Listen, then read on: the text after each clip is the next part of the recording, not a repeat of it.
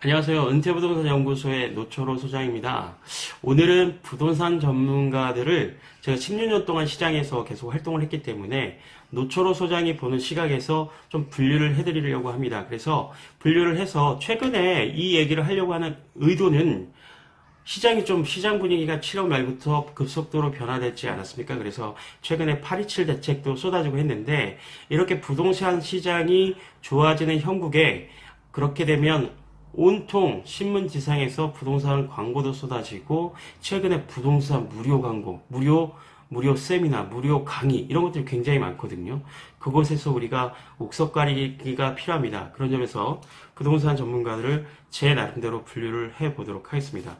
우리가 1세대 부동산 전문가들이라고 할 수 있는데요. 그거는 바로 이제 부동산 정보를 제공하는 업이 생기면서 부동산 정보업체 중심으로 부동산 전문가들이 출연하게 됐죠. 대표적으로 내 집 마련 정보사의 김영진 대표라든지 그 다음에 닥터아파트의 곽창석 대표, 오윤섭 대표, 그다음에 부동산 뱅크에는 무수히 많은 전문가를 쏟아냈던 부동산 전문가 사관학교라고 표현할 수 있습니다. 그런 정보업체 중심의 1세대 전문가들이 활동을 했고요. 그때 1세대 전문가들을 밀착해서 취재하거나 자료를 만들었던 기자분들이 있어요. 그분들이 직접 나와서 사업을 시작했던 게 바로 우리가 잘 아시는 사업을 시작한 적도 있고 전문 기자로서 끝까지 활동했던 분들이 있죠. 헤럴드 경제의 장용동 대기자님이 1세대 전문가라고 볼 수가 있겠고요. 오윤섭 대표 역시도 동아일보 기자 출신인데 닥터아파트를 이제 창업해서 같이 나오셨던 분이고, 그 다음에 스피드뱅크의 부사장님으로 계셨던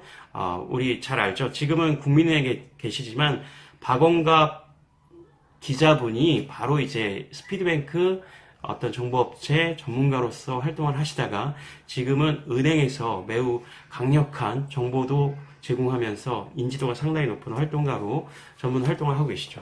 1세대 전문가는 이렇게 분류할 수 있겠고요.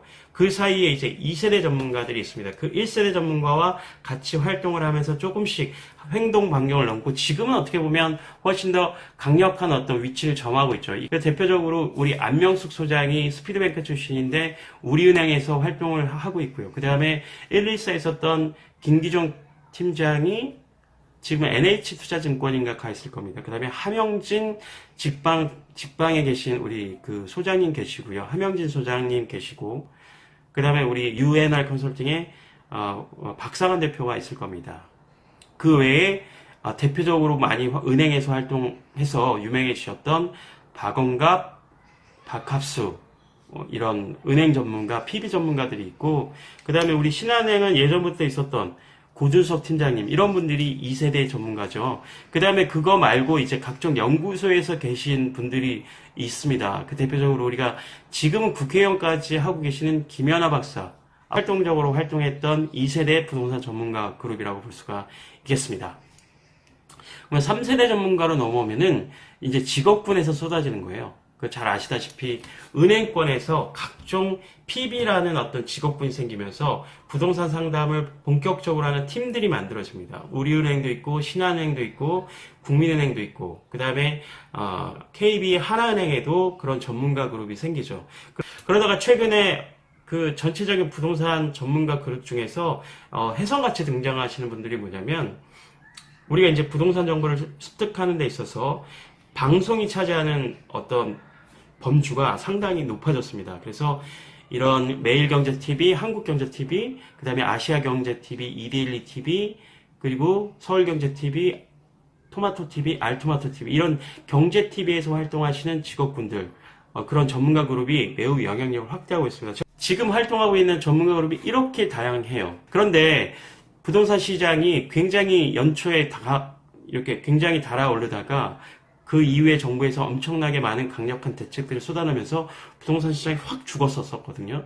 근데 7월 말부터 분위기가 반전되면서 지금 굉장히 분위기가 좋아지고 있지 않습니다. 그래서 최근에 8월 27일 날에도 새로운 정부 정책이 쏟아졌던 것처럼, 이렇게 불황에서 호황으로 넘어갈 때 어떤 현상들이 많냐면, 저도 신문을 하루에 몇 개씩 보고 있지만 신문을 딱 펼치면 일주일에 한 번 이상은 무료 세미나, 부동산 무료 세미나가 굉장히 많이 열려요. 거기서 만나는 전문가 그룹 상당히 좋은 분들 많이 만난다고 생각하는데, 제가 지금 여기서 주의를 요하는 거는 바로 이렇게 불황에서 호황시로 넘어갈 때 매일매일 쏟아지는 무료 세미나 교육에 대해서 조심할 필요가 있다는 겁니다.